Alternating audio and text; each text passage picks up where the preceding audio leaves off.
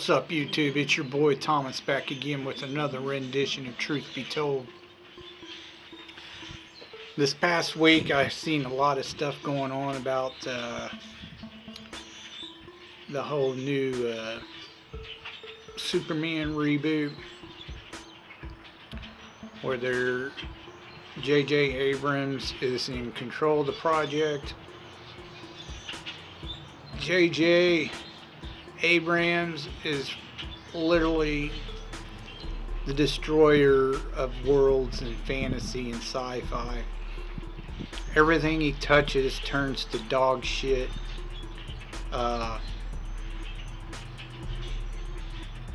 He destroyed the Star Trek franchise. He's destroyed the Star Wars franchise. Now he's moved on to destroying DC. And his first attempt is going to be Superman. Now, Warner Brothers are idiots for letting him do this. The only reason this guy keeps working in Hollywood is because he knows people and his family is influential in Hollywood. So, he literally gets gigs given to him because of his family heritage. But he is one of the wokest ass motherfuckers in Hollywood, and he destroys everything he touches. He's hired the director that that did I think he did Black Panther. I can't really be for certain, but I know this black guy, Takeshi something, or Tanishi Coates or whatever his name is. I can't even say the dumbass's name right. He's this black guy who's literally a racist, one of the biggest racist pieces of shit in Hollywood. He literally, in several interviews, he's literally talked trash, not just on white people, but Asians and Hispanics, Latinos. He trashes everybody, only black people. He only likes black people, and they're the only race worth a shit to him. Everybody else is trash. He hates them. He's a black supremacist. He's very racist, extremely racist. But yeah, that's the big news I saw. I didn't understand why they're wanting to reboot it when Henry Cavill is literally the best Superman they've had for quite a while, and they should stick with him. But I know The Rock and Henry Cavill share the same manager, and The Rock has literally said he is not doing the Black Adam film unless they have Henry Cavill as Superman in it. So we'll see where that goes. And Warner Brothers gets in DC get their asses out, or their heads out of their ass, and do the right thing, and tell J.J. Abrams and this Tanisha Coates, or whatever the fuck his name is, to fuck off. Nobody's gonna want to see a black Superman. It's just, Superman's white. I'm sorry. You just can't sit there and change the race of the character and go, oh, it's a multiverse. Fuck the multiverse bullshit. It's the laziest way to fucking get your shit, on screen. Lazy ass writing. Okay, moving on from that. I have been watching. Actually, I've been binge watching. I've gone back and started watching all the seasons to The Amazing Race. I'll give you my thoughts once I've gotten through all that. It's going to take a while. There's a lot of seasons, like 30 some seasons. I'm gonna try to get through most of them, almost all of them, if I can. But it's gonna take a little while. And I'll give you my thoughts on that. But I have been watching the new Amazing Race Australia. This season is season 5 on the Australia version. The one thing that kind of irritates me about other amazing races, like they have an Amazing Race Canada and Asia or whatever, they pretty much stay in their own damn country. They don't travel around the world. They stay in their own country. It's the same way with Australia. The second thing is they don't give $1 million. It's just $250,000, so 250,000 is what they're racing for. In this season, though, it's one of the things I thought is one of the things I think is bullshit, because they haven't finished the race yet. They're almost there. They introduced like 2 new teams, like after they had already been racing a while, which was bullshit, but they did it anyway. You know, all them other teams, they've been there since the beginning. You know, and I've already lost several teams, and then all of a sudden they introduce more teams. It's kind of bullshit, because they don't have to work their way. They haven't had to work for it. So it's, like I said, it's kind of bullshit.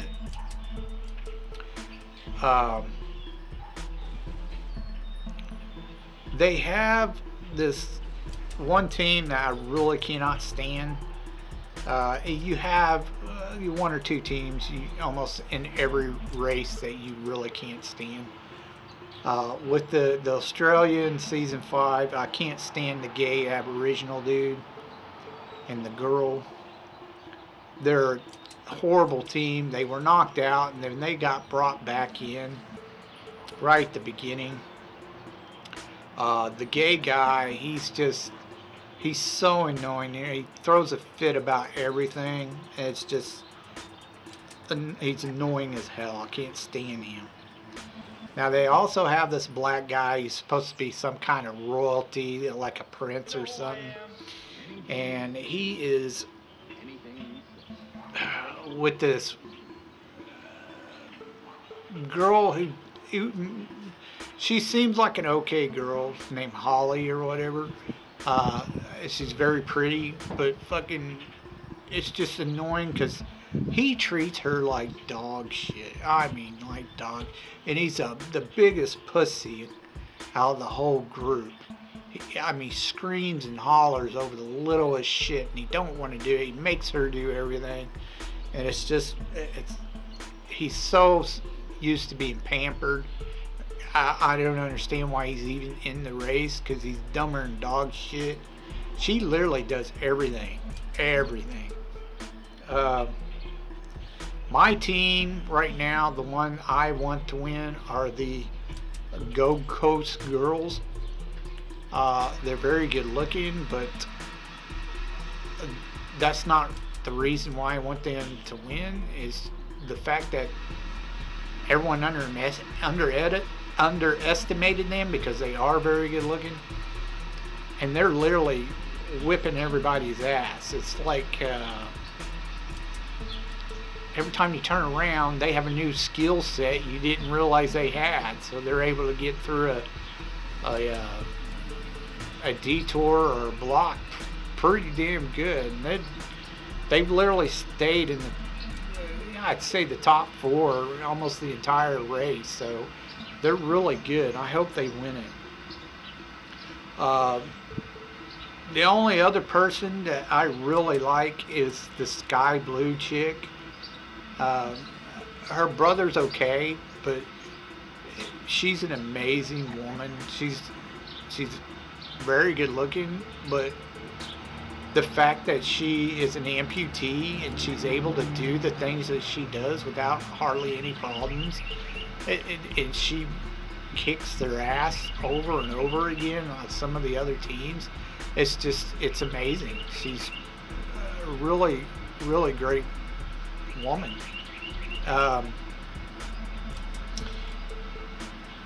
So far, I from the I think I just got done with episode 13.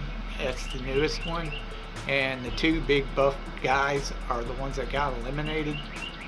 Uh, I think there's still like 7 teams left, so we're getting closer to the finish line.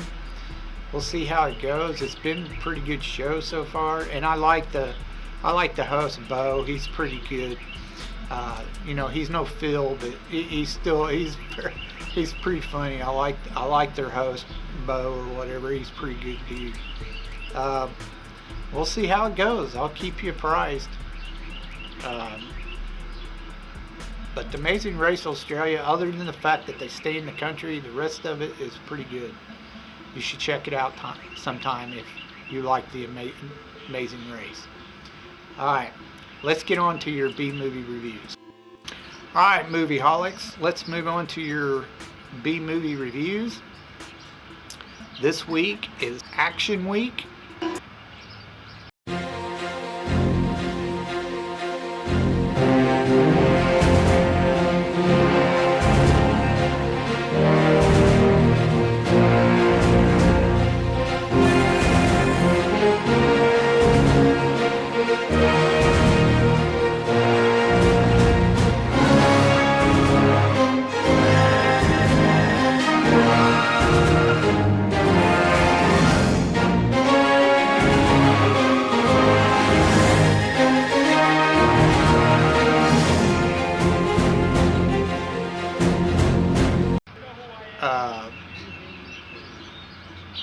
Every genre has sub-genres, like, you have your sci-fi horror. And I usually go what usually leans towards more, which most of the time sci-fi horror, it's usually horror. So I usually label it as horror.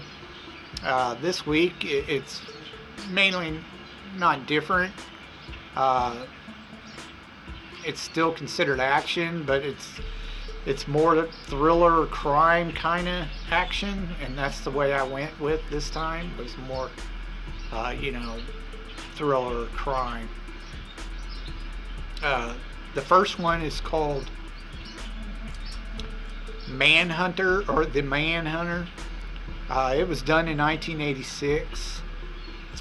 It only made about 8 to 9 million at the box office, so it didn't do all that well. It did okay. It starred William Peterson, Dennis Farina, and Kim Greist, or Greist, however you want to pronounce that.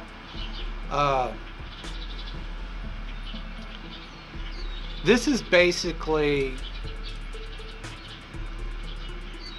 the Red Dragon,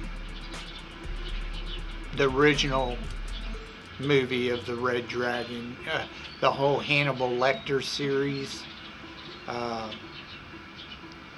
Now later in the 2000 whatever, you had the movie Red Dragon, but this was actually the version before that one came out.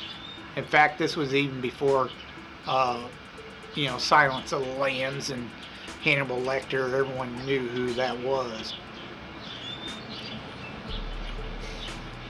Basically, it's about the FBI agent who caught Hannibal Lecter.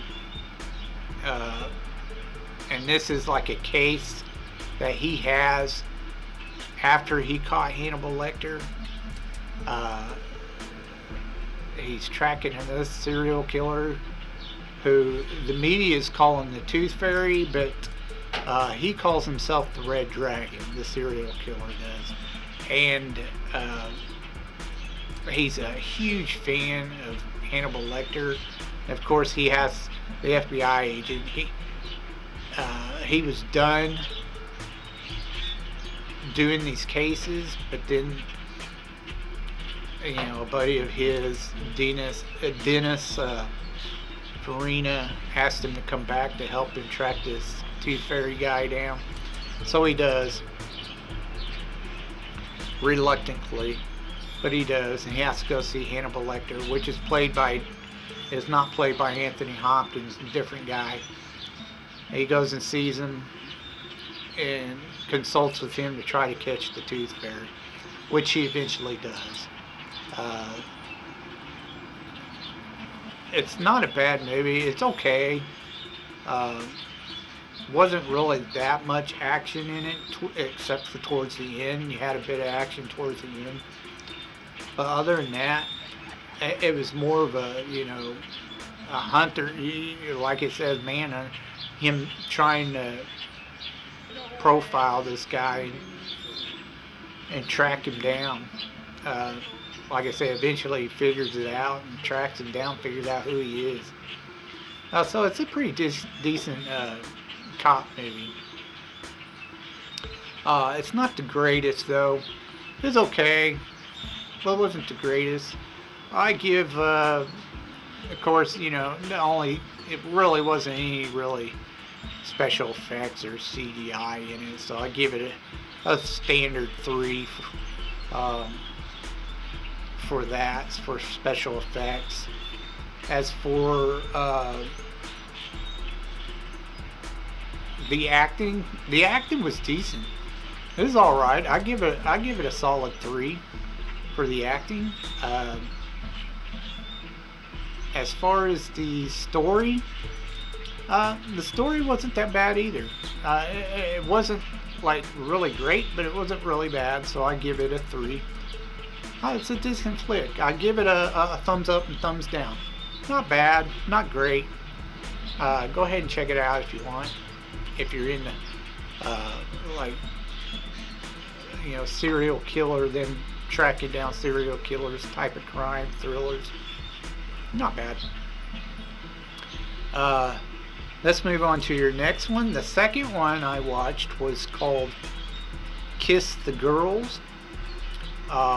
It was done in 1997. It made a decent amount of money. It made about $60 million. So that's not too bad. It starred Morgan Freeman, Ashley Judd, and Carrie Ells. Now, Morgan Freeman plays a famous character known as Dr. Alex Cross. There's been several novels by James Patterson, who created the character. An FBI agent who's like a forensic psychologist. They've even done several movies about the character. This is just one of them.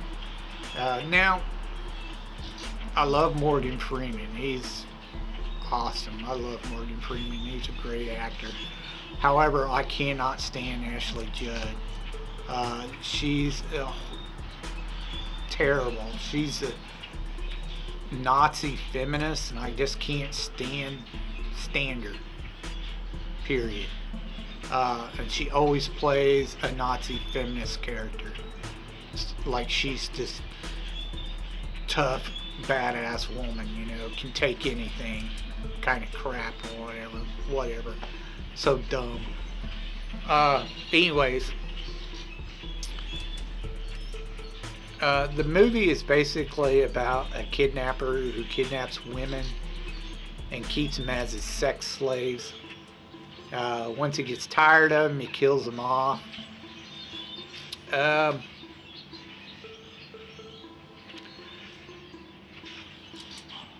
Morgan Freeman's character, Alex Cross, his niece gets kidnapped in the area, so he flies down to where all this is going on to help them try to find this serial kidnapper or killer. Same thing, but anyways, they eventually find out there's actually 2 of them. It's not just one. One is actually like way down in LA, and then this one, I think he's up in like San Francisco or some shit. I can't remember exactly where they're at. They're in a little town somewhere. But anyways, they figured out there's 2 of them, and they're both trading, who's getting the best girl, blah blah blah, that kind of thing. Um, they eventually track one of them down. And he goes back to the other guy. Eventually, they kill the first guy they find, but the second one eludes them. They find his hideout though, because Ashley Judd had escaped. She's the only girl to escape out of quite a few girls. Apparently, she's the only one who figured out how to escape. Anyway, she escaped, and she ends up trying to help Alex Cross track down this serial killer, kidnapper, whatever. They eventually do. They find his hideout and they help the girls. Well, the serial killer happens to be one of the cops on the case, and he goes after Ashley Judd, which is played by Carrie Ells. But he ends up getting killed, and Morgan Freeman saves the day, or Alex Cross. It's a good movie. I like the movie. Like I said, I just can't stand Ashley Judd. Special effects wasn't really, again, hardly any special effects. So, I give it a 3 for the special effects. The acting was actually really good. So I definitely give it a 3+, because, it's Morgan Freeman, and Carrie Ells is a great actor too. Ashley Judd, not so much. They had to carry her through it.